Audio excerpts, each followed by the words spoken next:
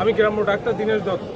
আমার বাড়িতে যখনই প্রধানমন্ত্রী শেখ হাসিনা পদত্যাগ করে সাথে সাথে আমার বাড়িতে অ্যাটাক করে এবং আমার বাড়ির গেট ওখানে আমার বাড়ির পাঁচিল এবং গেট সহ আমার 4টি রুমের আপনার কি বলবো আমার 20 লক্ষ টাকার অধিক মালামাল স্বর্ণালঙ্কার 3টা মোটর সাইকেল সব খুশ করা আমার দেখেন ব্যাগে জামা প্যান্ট দিয়েছে। আমি সোমবারের দিনটা সেই রাত্রি কোনো রকম ছাদের উপর থেকে মানে কাপড় বেঁচে কাদের নেতৃত্ব হয়েছে? এটা সন্ত্রাসী বাহিনী। তাছাড়া কি বলবো এদের রাজনৈতিক পরিচয় এখন নিশ্চয়ই নাকি? অবশ্যই এগুলো মদত হলো বিএনপিদের মদত এবং বিএনপি ছেলেবেলে আছে বলে আমার দৃঢ় বিশ্বাস।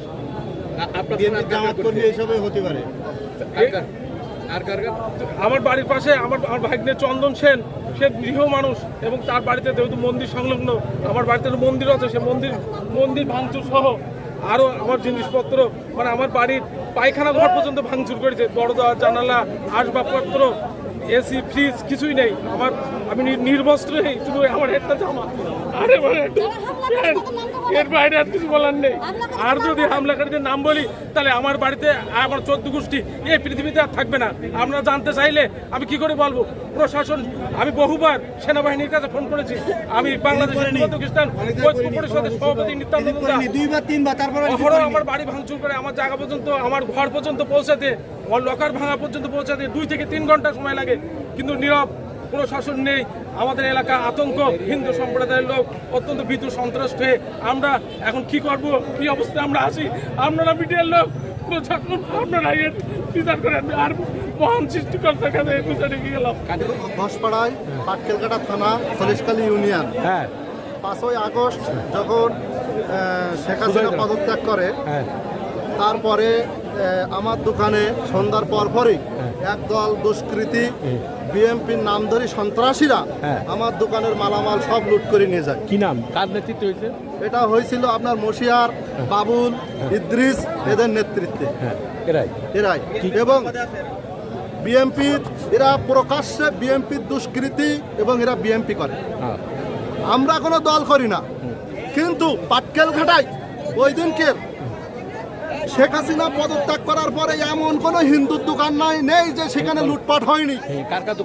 রিনা টেলিকম, আপনার বিশ্বজিৎ সাধু, যিনি আমাদের হিন্দু বৈদ্য খ্রিস্টান পরিষদের দায়িত্বে আছেন, কেশব সাধু, তারপরে বিধান কাশ্যপী, তাপস কাশ্যপী, অসীম সাধু, এমন কোন হিন্দুর দোকান নাই যে সেখানে অত্যাচার লুটপাট হয়নি। এবং আমার দোকানে শেষ পর্যন্ত আগুন ধরাই দিচ্ছে। যদি আপনাদের বিশ্বাস না হয় হাঁটেন আমার সাথে। আমার অন্তত 10 লক্ষ টাকার মাল ছিল ঘরের ভিতরে, আমি কিছুই নিতে পারিনি, টাকা পয়সা কিচ্ছু নেই। অসহায়ের মতো আজকের এই 1 সপ্তাহ ঘুরে বেড়াচ্ছে, কিচ্ছু নেই, কিছু নেই। আমরা কি দেশের নাগরিক না যে একটা সরকার চলে গেল, আসলে পরে আগে হিন্দুদের পরে এইসব অত্যাচার হবে? ওনার দোকানও ভাঙচুর হয়েছে, ওখানেও পোড়ানো হয়েছে। যে আমরা কি সভাপতি ছিলেন নুরুল ইসলাম সাহেব, ওনার বাড়ি দোকানও ভাঙচুর, বড় বড় যে হিন্দুদের দোকান সেগুলো ভাঙচুর। কেন আমরা কি এদের স্বাধীন করিনি? 71 সালে বড় বড় শোনেন, আমি অত দোকানের নাম বলতে পারবো না, যেহেতু মহিলা মানুষ, অত নাম আমি জানি না। তবে সেখানে দেখা যাচ্ছে কি যে 1971 সালে যখন আমাদের দেশটা স্বাধীন হলো, তখন তো হিন্দুরা তো স্বাধীন করছিল নাকি? শুধু তো অন্য কোনো জাতি স্বাধীন করেনি, এখানে আমাদের হিন্দু মা বোনেরা ছিল, ভাইরা ছিল, সবাই মিলে স্বাধীন করছে। তবে আজকে কেন আমরা বেছে বেছে শুধু হিন্দুদের উপর আক্রমণ হবে? কি জন্য হবে? মানে কি আপনারা চাচ্ছেন যে আমরা দেশ থেকে চলে যাই? যদি চলে যাই পাকাপোক্তভাবে আমাদেরকে বলে দেন আমরা দেশ থেকে চলে যাব। বলেন এই দেশ আমার, এই মাটি আমার, আমরা এই দেশটা আমার। আমরা বলছি, আপনারা বলছেন আমরা এই দেশ আমার, কিন্তু এই দেশ থেকে আসলে আমার। যদি এই দেশটা যদি আমার হতো তাহলে আমরা কেন আজকে নির্যাতিত হবো, কেন আজকে মার খাবো? কিসের জন্য মার খাবো? এরা দুষ্কৃতী কেন আসবে যেখানে এখন আমার দেখা যাচ্ছে? না না, ওরা বলছে না, বলে সেটা বুঝতে হয়। প্রধানমন্ত্রী পদত্যাগ করে চলে যায়, ওই দিন বিকাল থেকে শুরু হয় পাটকেলঘাটা বাজারের ম্যাক্সিমাম হিন্দু দোকানগুলো, যাদের এত পরিমাণ লুটপাট, এবং আমার দোকান বিশেষ করে অগ্নিসংযোগ করে আমার দীর্ঘদিনের কাগজপত্র, দলিলপত্র, চেক বই, মোটর সাইকেল সহ সব পুড়িয়ে জ্বালিয়ে দেয়।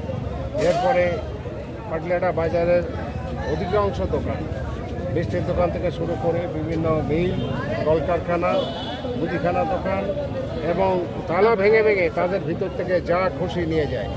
এখানে যে যত কথাই বলুক, এখানকার আমি যেটা জানি, বিএনপির কিছু নেতারা ইতিমধ্যে পিছন থেকে ইঙ্গিত দিয়ে সাধারণ পিপুল জনস্রোতের মতো পাঠিয়ে দিয়ে তাদের দিয়ে এই কাজগুলো করিয়েছে।